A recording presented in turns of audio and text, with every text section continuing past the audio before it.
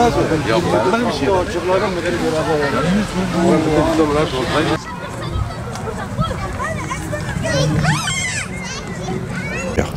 Tekrar alıyoruz. Abi isim soyisim bir daha alalım. Abdullah Kılıç.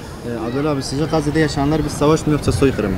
Şimdi Müslümanlar birbirine destek çıksa zaten Gazze bu hala düşmezdi.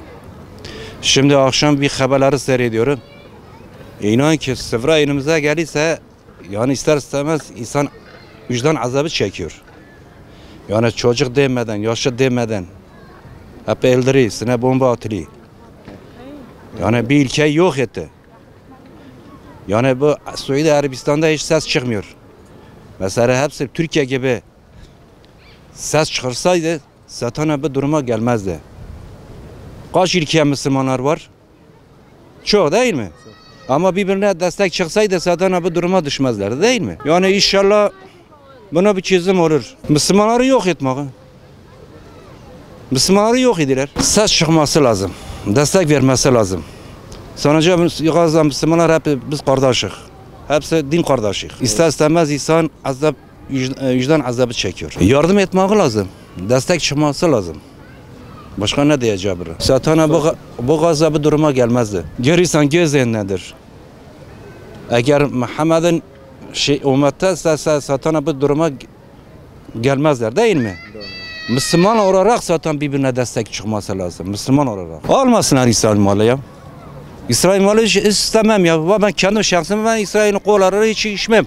Markete mesela İsrail malını ben almam. Ya o millete bağlı. Yani her peş parmak bir değil. Yani kim ne yaparsan kendi yapar. Ama inşallah Gazze'ye inşallah bir yardım gider. Yani gezendedir.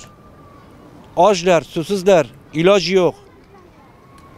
Yani yardım etmek yani şarttır. İnşallah da iyi olur. Türkiye gibi inşallah herkes böyle ses çıksa Türkiye gibi.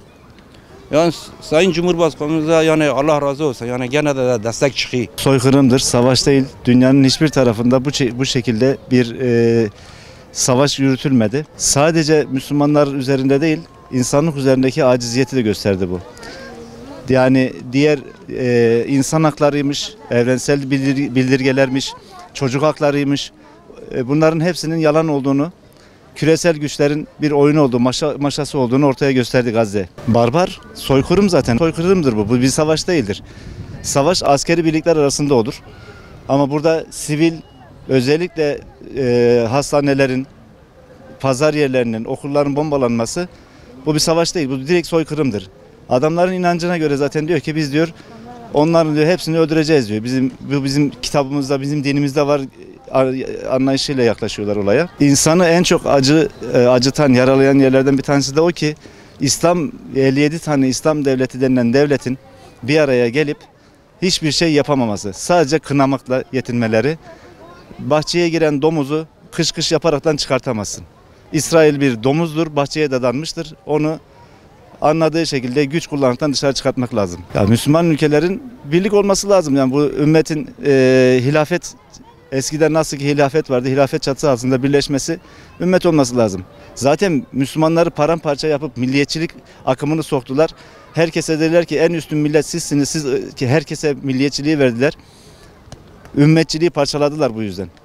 Tek dava ümmetçilik olmuş olsaydı böyle olmazdı. Bir lider, yani 57 tane İslam ülkesinin her biri de kendi başını yani diyor ya herkes kendi halayın başına herkesi kendisi çekiyor.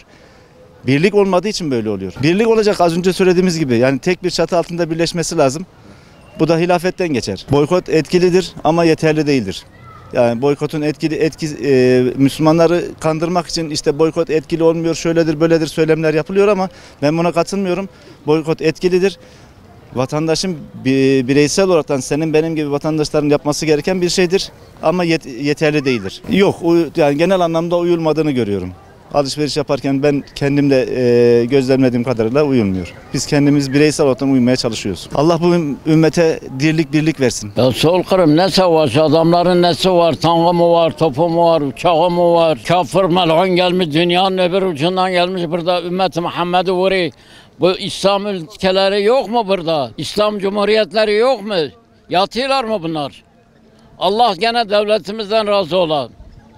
Allah Cumhurbaşkanımızdan razı ola. Tek sahip çıkan o adam. Asıl amacı Urfa'da, Türkiye'de almak. Buralığı da gelecek. Korkuyorlar hep köpek olmuşlar, köpek. Amerika'dan korkuyorlar ha. O nasıl bir köpek çıkarsa avlar ya. Öbür kediler hep susar. Bunlar da o şekil olmuş. Allah devletimize yardım eder. Ne? Birlik olması lazım. Birlik, beraberlik ya. Birlik olsa zaten ha. Bu İsrail burada duramaz. Durabilir mi? Asla duramaz. Sonuç olur da Amerika buralıktan deffolur giderdi. Hiçbir şey olmadı.